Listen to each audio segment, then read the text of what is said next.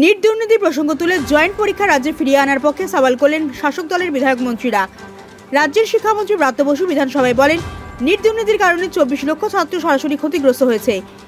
এনডিএর পরীক্ষা নেওয়ার পদ্ধতিগত ত্রুটি ছিল বলে সরব হন শিক্ষামন্ত্রী। ফলে রাজ্য সরকারকে রাজ্য স্তরে আগের পদ্ধতিতে স্বচ্ছতার সাথে জয়েন্ট এন্ট্রান্স পরীক্ষা নিতে দেওয়া হোক বলে দাবি তোলেন।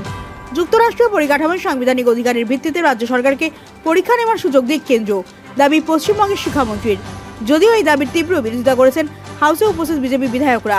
শঙ্কর ঘোষের বক্তব্য, শিক্ষাক্ষেত্রে দুর্নীতির কারণে যে রাজ্যের মন্ত্রী বিধায়করা জেলে যাচ্ছেন তাদের এই দাবি অন্যায়।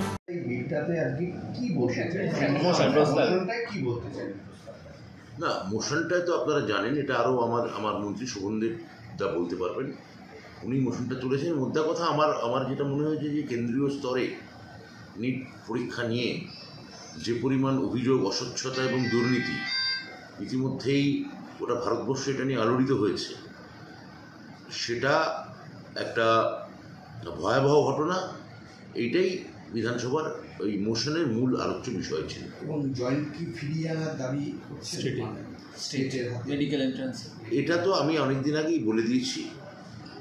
এটা আজকে নতুন আমি বিধানসভায় বলেছি তা নয়, এটা আগে গণমাধ্যমকেও বলেছি আমি। এটা এর আগে এটা নিয়ে খবরও হয়েছে।